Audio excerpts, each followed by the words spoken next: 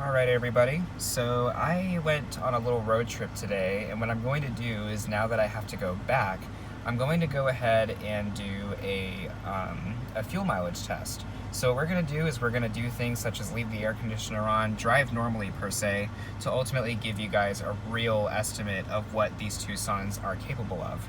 So EPA estimates that these vehicles make 22 in the city and 28 on the highway, 25 combined. So we're going to try to beat that number. We're going to be doing a lot of highway, so let's hope we can actually get above 25 miles a gallon. So here we go.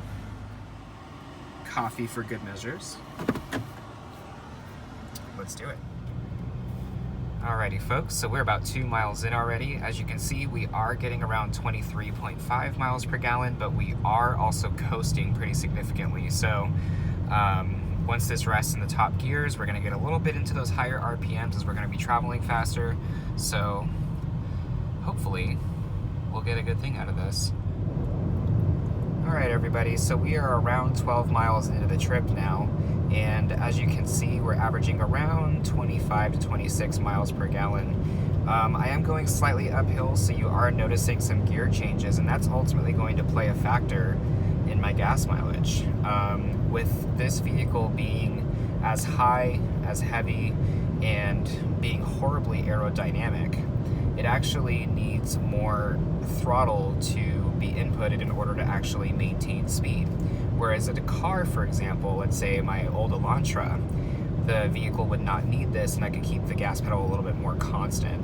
So this ultimately does affect the efficiency of the vehicle, just because the more throttle that's needed, the more gas that needs to be sent into the combustion chamber. So as you can see, traveling at highway speeds right now, this is normally kind of the speed where people drive 75 to 80 miles an hour.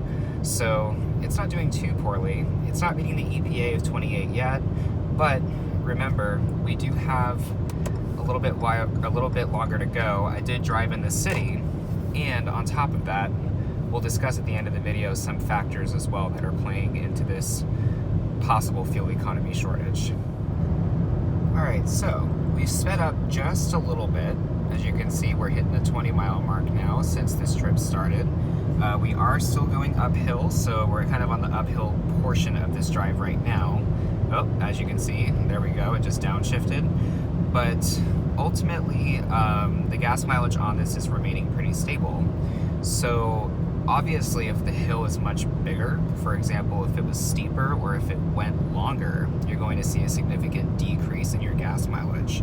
So right now we are starting to drop, however we are coming up on the crest, so once we start moving downhill, I think it'll even out.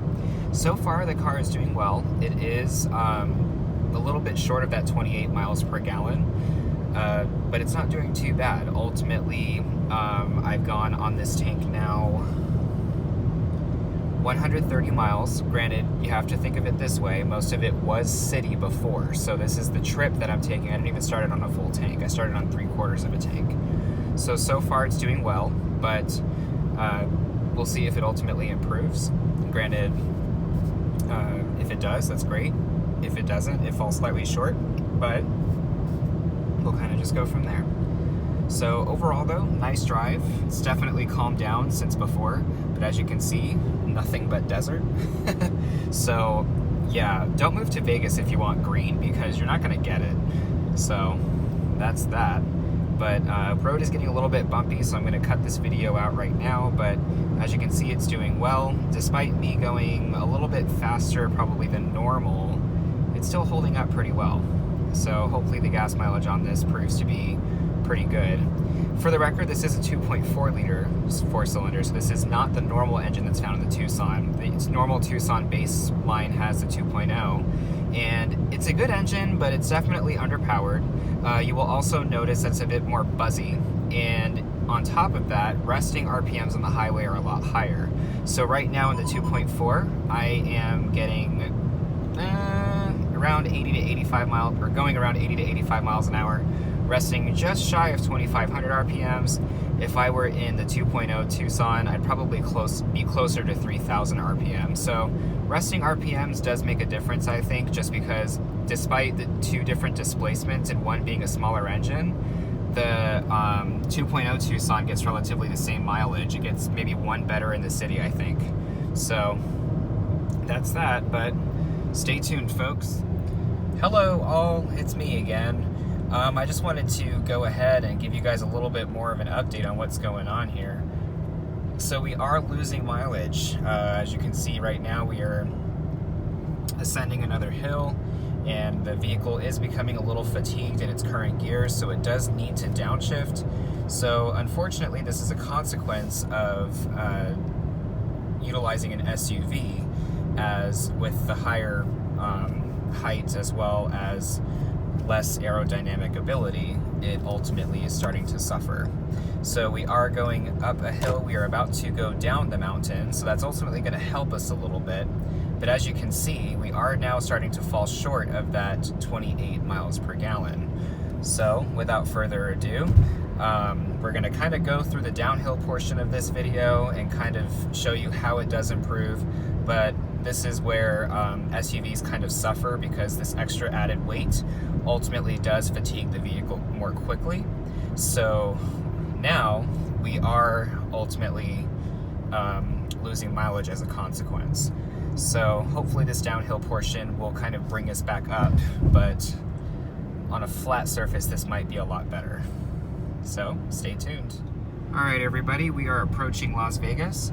As of right now, we are going on the downhill portion of our trip.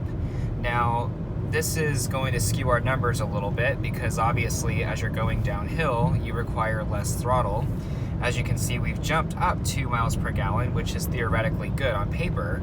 However, this is not necessarily what I may be averaging. So this is kind of where the computers can kind of get you a little bit, because ultimately, as you saw, we were averaging around 26 to 27 on a flat road. And then as we ultimately started climbing, we lost some gas mileage, which is to be expected. And then now we're gaining some, which is also to be expected since we're going downhill. So with that, by the end of this hill, we'll probably be hitting around 29 miles per gallon, which ultimately is a good thing. I mean, obviously, you know, the more downhill you go, the better your fuel economy is. But this does skew your numbers a little bit. So what we'll do is we'll talk about some factors that will ultimately affect your gas mileage in the long run, as different things work for different vehicles. So let's go ahead and finish this hill, and then we will go ahead and get back onto a flat road, and we may see a decrease in our gas mileage.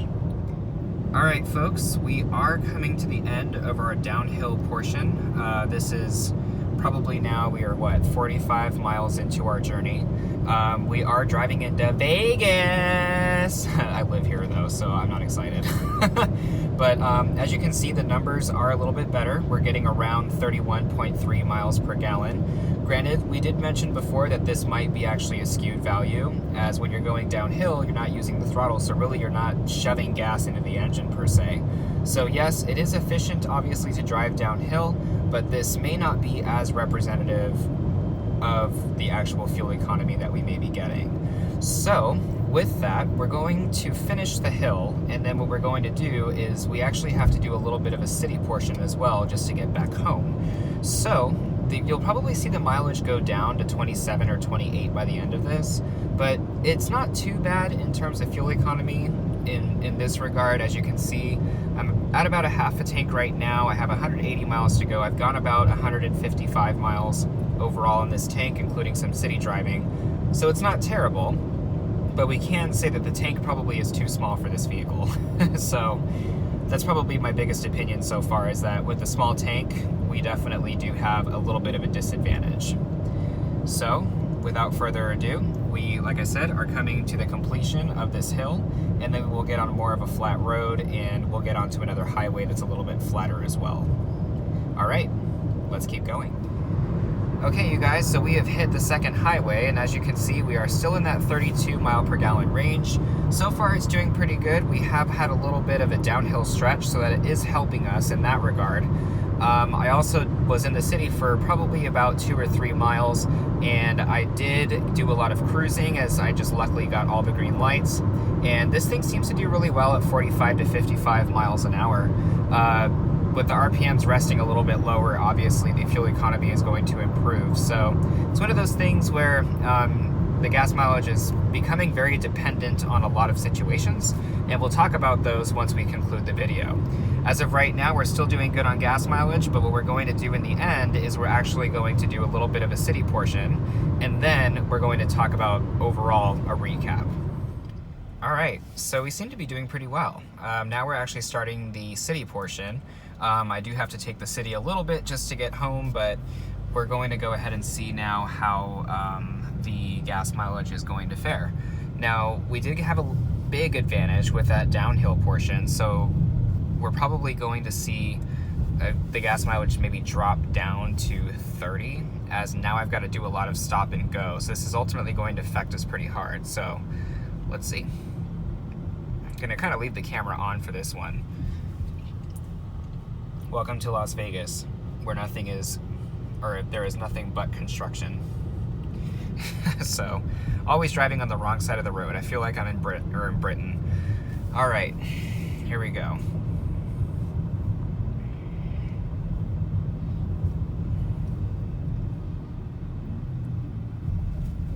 Bump.